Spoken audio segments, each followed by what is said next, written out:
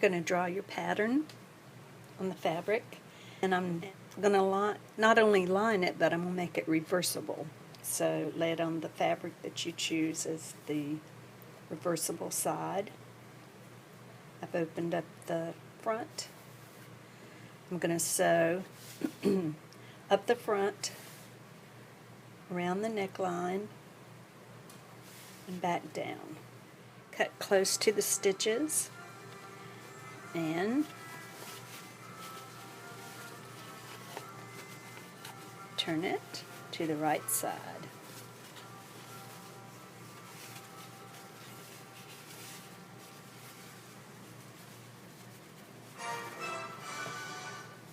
I pressed the front, and I'm going to sew the sleeves onto what I've got already. And you know how I say to sew then cut? Well, when you're lining, that's hard to do. And then here's the lining side, or the reversible side. Okay, the sleeves are on the lining and the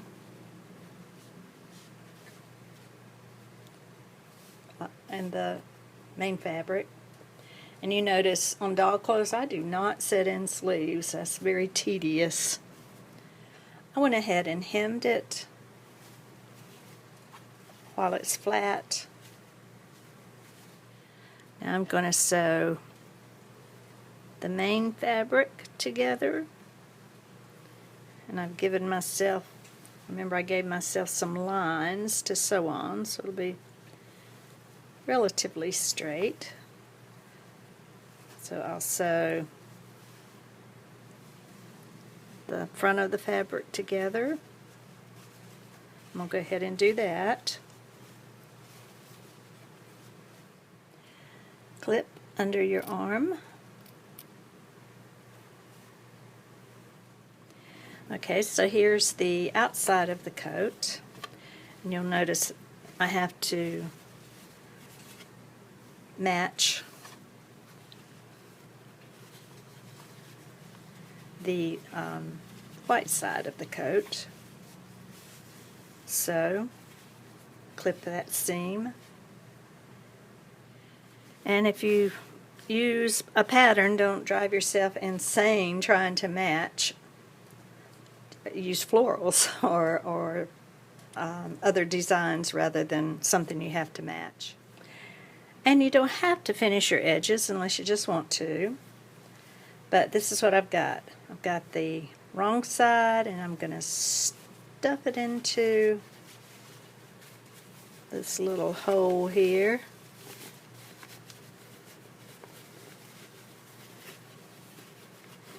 And push it through to the end. And I used my giant knitting needle to help me out there. And of course you'll press it. I'll do the same thing on the other side. And this is when you turn the hem under. This one, this part, and then you'll put a top stitch on that.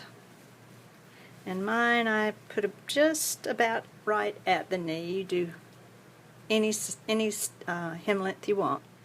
And you can choose to sew it together or just do two separate hems.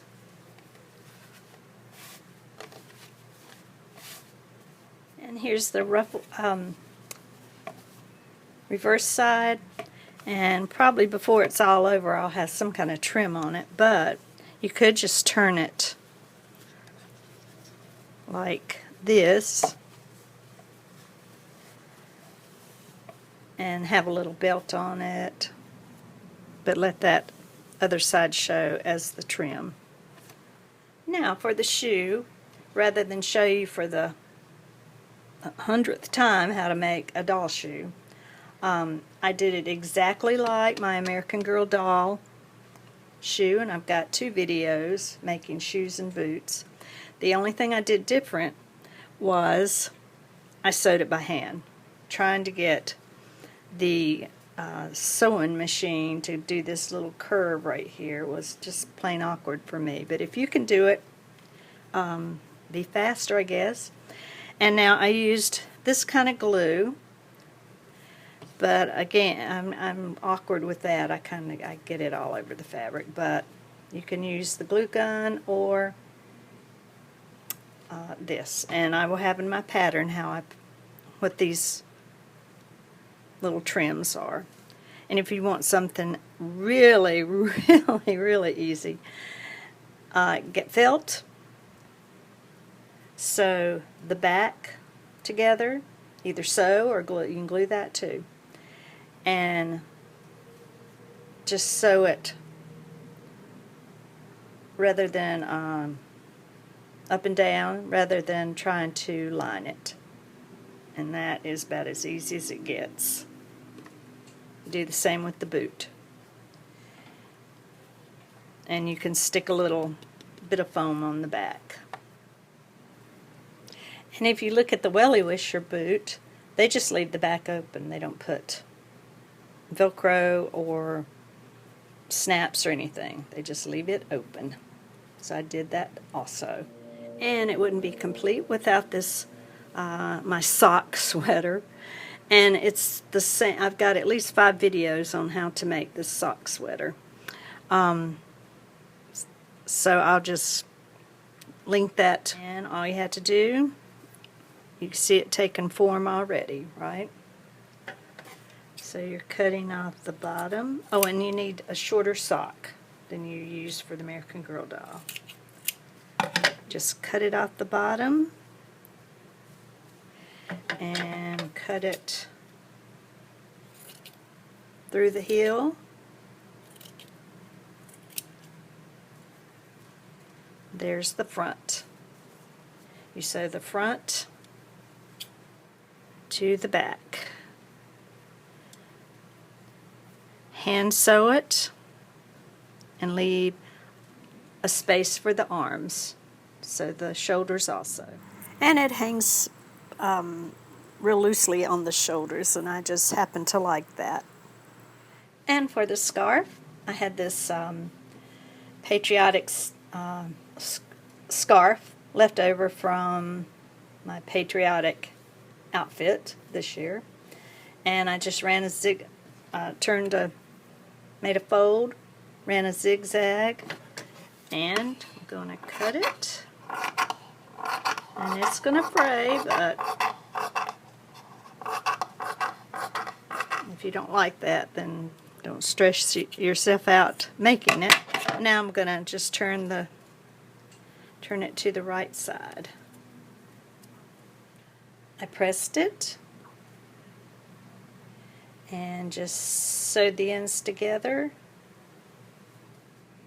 I had a tote bag left over from another project that I did, so I'm going to make an oversized tote bag for the Wellie Wisher. There's no precise measurements. You just cut a long rectangle, fold it, sew up the sides, and then you put your hand in it and sew, depending on how deep you want this part. You can either sew it all the way up to here or just sew it a little bit on the corner. Just try to get it the same on both sides. I'll probably do about that much. And that's what it looks like. Kind of like little ears. I'm going to turn it to the outside. You see how that makes the bottom flat.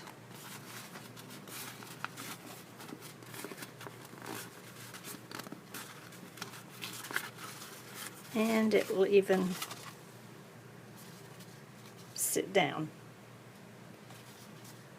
You could line it if you want to. And I debated sewing this strap on, but I want to make it easy for you. Seal the nylon with heat, and I'm going to just slip it onto the bottom, and folks, I'm going to glue it. I might take a stitch right there, but I'll glue it for the most part with that tacky glue. And here it is, and I did decide to make a little stitch right up at the top. The rest is glued.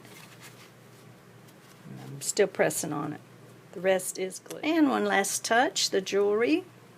I'm sure you remember these from one of my previous videos.